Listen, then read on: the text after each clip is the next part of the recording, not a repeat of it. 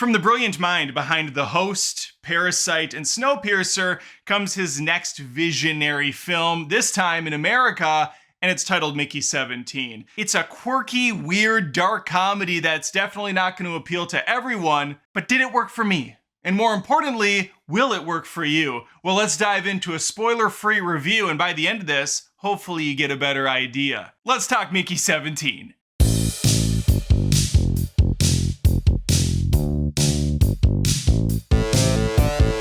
Now, I know right out of the gates you're thinking, Mickey 17, what is Disney up to this time? No, it has nothing to do with the House of Mouse, believe it or not. What director Bong Joon-ho is presenting us today is a film about making copies. One in particular, and that's our boy Mickey, played by Robert Pattinson. It's so funny because right now I'm watching the terrible Twilight movies for the first time and I'm roasting the living hell out of them on my channel. So if you want to see those, please subscribe to Adam Does Movies and like this video if you in fact like it, hit the notification bell, all of those things, because I have a couple more Twilight roasts coming.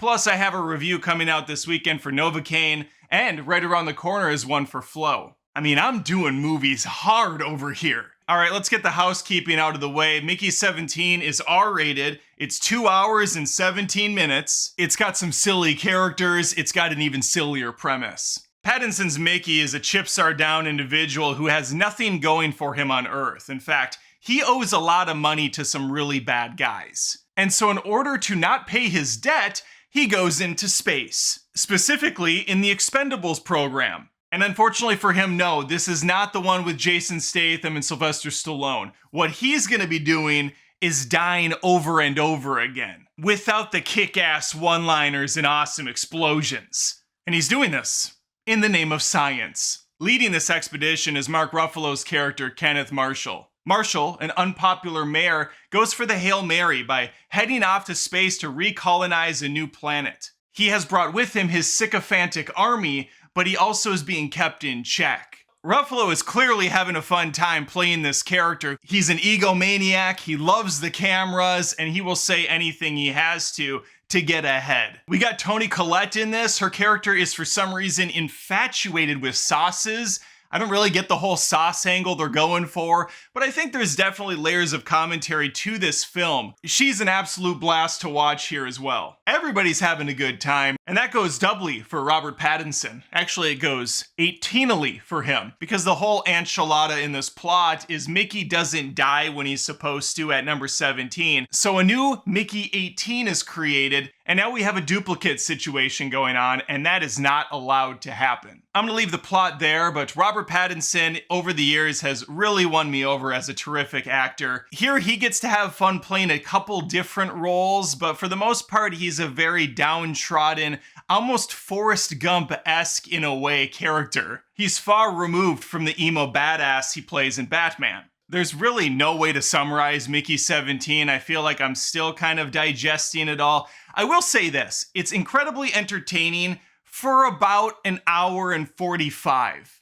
Unfortunately, the ending continues to go on for another 20 or so minutes. Had this been chiseled down to at least 2 hours, I think this is a special rewatchable movie, but as it stands, we have a very strong first hour or so, and then once the plot really starts to present itself, I find myself disappointed with the direction it heads. Not bad, just not as strong. I mentioned this is a dark humor, and I mean it. There are a lot of jokes revolving around the ways Mickey dies, the fact that people treat him like shit because he is expendable, he's less than human. There are a few graphic kills. It does have a cartoonishness to it all, but still, it can be tough for some viewers to watch. No movie is for everyone, that's kind of a cop-out to say that, but movies like Mickey 17 are definitely tailor-made for folks that like films like Scott Pilgrim vs. the World or Speed Racer, or things that are bucking the trends of normal film,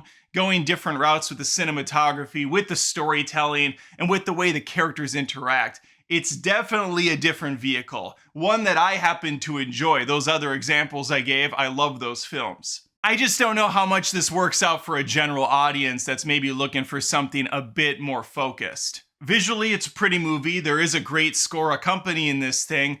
cartoonish, I mentioned at times. Some of the CG is pretty silly, but it doesn't matter because the whole vibe of the film is silly. While not to the level of Looney Tunes, it's definitely far more that direction than it is some serious Shawshank Redemption style flick. The biggest stain on this thing is the final moments of the film, which obviously I'm not going to give away. It was just very abrupt and disappointing. It's not the first time I've heard that.